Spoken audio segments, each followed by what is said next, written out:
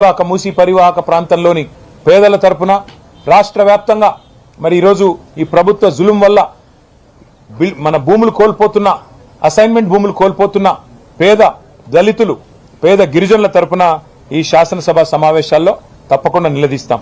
అట్లాగే నిరుద్యోగులు 2 లక్షల ఉద్యోగాలు ఎదురు చూస్తా ఉన్నారు.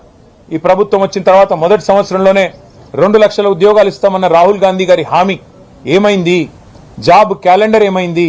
ఇవన్నీ కూడా తప్పకుండా ప్రభుత్వాన్ని తెలంగాణ యువత తరపున నిలదీస్తాం. అట్లాగే మరి తప్పుడు అంకెలతో మభ్యపెట్టే మాటలతో లేని అప్పులు ఉన్నట్టుగా చూపెడుతూ కట్టని మిత్తిలు కట్టినట్టుగా చూపెడుతూ ఏదైతే నాటకాలతో నాటకీయతతో ఈ ప్రభుత్వం నెట్టుకొస్తుందో దాని విషయంలో కూడా తప్పకుండా ఈ ప్రభుత్వాన్ని బడ్జెట్ సమావేశాల్లో అంకెలతో సహా వాళ్ళను ఎండగట్టాలని చెప్పి కూడా ఈ సమావేశంలో మేము మాట్లాడుకున్నాం. ఈసారి ఈ బడ్జెట్ సమావేశాల్లో తప్పకుండా ఈ ప్రభుత్వం ఏ కుంభకోణాలు అవినీతి తిమింగలాలు ఎవరైతే ఈ ప్రభుత్వ పెద్దలు ఉన్నారో వాటి మీద కూడా సింగరేణి అయితేనేమి ఇతర భూ కుంభకోణాలు అయితేనేమి వాటి విషయంలో కూడా ఈ ప్రభుత్వాన్ని వదిలిపెట్టాం. ఎందుకంటే తెలంగాణలోని ఏ వర్గానికి ఇవ్వడానికి ₹1 లేదు నీ దగ్గర. తెలంగాణలోని ఏ ఒక్క వర్గానికి దళితులకు గిరిజనులకు మీరు చెప్పారు, చేవెళ్లలో చెప్పారు. కేసీఆర్ గారు దళిత బంధు ఇస్తుంటే 10 లక్షల రూపాయలు మేము 12 లక్షలు ఇస్తామన్నారు. 12 పైసలు ఇవ్వాలటి వరకు ఒక్క మనిషికి ఇచ్చిన పాపాన పోలేదు. అందుకే తెలంగాణలోని దళిత గిరిజన బిడ్డల తరపున ఈ ప్రభుత్వాన్ని ఈ బడ్జెట్లో నిలదీయబోతా ఉన్నాం. తెలంగాణలోని బీసీలకు చెప్పారు 1,00,000 కోట్ల బడ్జెట్ అన్నారు. సంవత్సరానికి 20,000 కోట్ల బడ్జెట్ అన్నారు. మొత్తం 5 ఏళ్లలో 1,00,000 కోట్లు అన్నారు.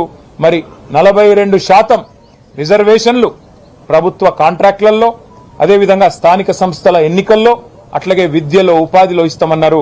ఏ ఒక్కటి ఇవ్వకపోగా ఉన్న రిజర్వేషన్ల శాతాన్ని కూడా ఈ ప్రభుత్వం తగ్గించింది. అందుకే అన్ని సమస్యలు కూడా ఇవాళ కూలంకషంగా మాట్లాడుకున్నాం. డీటెయిల్డ్గా అన్ని విషయాలు కూడా మరి ఏ రకంగా మా వ్యూహం ఉండాలని కూడా ఆలోచించుకున్నాం. పార్టీ పెద్దలు మా అధ్యక్షులు కేసీఆర్ గారి ఆదేశాల మేరకు ఈ సమావేశం జరిగింది. తప్పకుండా మళ్ళీ సమావేశం కావాలి, రిపీటెడ్గా మాట్లాడుకోవాలి, కౌన్సిల్కి అసెంబ్లీకి మంచి సమన్వయం చేసుకోవాలి. దాంతోపాటు ఇంకా కొన్ని కార్యక్రమాలు కూడా అనుకున్నాం. అవన్నిటి విషయంలో కూడా భవిష్యత్తులో మళ్ళీ పత్రికా సమావేశాల ద్వారా మీకు తెలియజేస్తాం. దయచేసి ప్రభుత్వాన్ని ఎండగట్టే క్రమంలో ప్రభుత్వాన్ని నిలదీసే క్రమంలో మీడియా ప్రజాస్వామ్యంలో మరి 4వ స్తంభం మీరు. తప్పకుండా మీరు కూడా మీ వంతు పాత్ర పోషించి మాకు సహకరించాలని చెప్పి కూడా విజ్ఞప్తి చేస్తూ ప్రజల తరఫున మిమ్మల్ని విజ్ఞప్తి చేస్తూ మరి ఇక్కడ దాకా వచ్చినందుకు మీ అందరికి కూడా ధన్యవాదాలు. నమస్కారం. ముఖ్యమంత్రి గారు మేము ఆదుకుంటాం వాళ్ళకి అన్ని రకాల సహాయం చేస్తామన్నా కూడా రాజకీయం చేస్తున్నాం. మీరు ఒకటి గుర్తుపెట్టుకోండి బ్రదర్, ఇవాళ ప్రజలు ఒకటే ప్రశ్న అడుగుతున్నారు. ఇదే ముఖ్యమంత్రి గారు చెప్పేదేమి? మాకు అప్పు పుడతలేదు, నన్ను కోసినా రిటైర్మెంట్ బెనిఫిట్స్ ఇవ్వలేను, డిఏలు ఇవ్వలేను, 6 గ్యారంటీలు అమలు చేయలేను, నేను మహిళలకు 2,500,000 ఇవ్వలేకపోతున్నా, రాష్ట్రం అప్పుల కుప్ప అయింది అని చెప్పి ఒకవైపు తప్పుడు మాటలు చెప్పేది ముఖ్యమంత్రి గారు.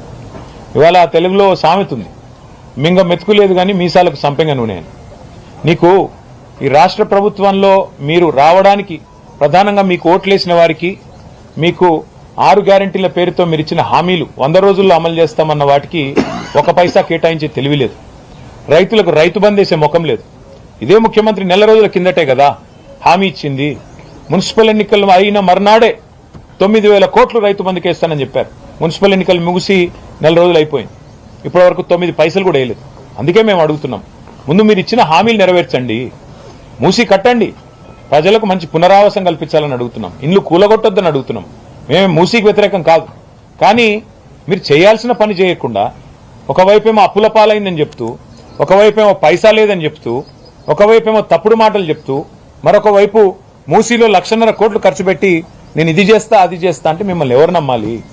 మీరు చేసేది మూసీలో ప్రక్షాళన కాదు, మూసీలో మూటల వేట, ఢిల్లీకి డబ్బులు పంపడానికి మూటల వేట, మూసీ బ్యూటిఫికేషన్ పేరిట లూటిఫికేషన్ ఏదైతే చేస్తున్నారో దానికి మేము వ్యతిరేకం. మూసీలో జరిగే దోపిడీకి వ్యతిరేకం, మూసీలో జరిగే లూటీకి వ్యతిరేకం, మూసీలో మూటల వేటకు మేము వ్యతిరేకం తప్ప ప్రజలకిచ్చిన హామీలు నిలబెట్టండి. ముందు 2,500 మహిళలకు ఇవ్వండి, 4,000 పెన్షన్లు ఇవ్వండి, రైతులకు రైతు భరోసా 15,000 ఇవ్వండి, స్కూటీలు ఇవ్వండి, విద్యా భరోసా కార్డులు ఇవ్వండి.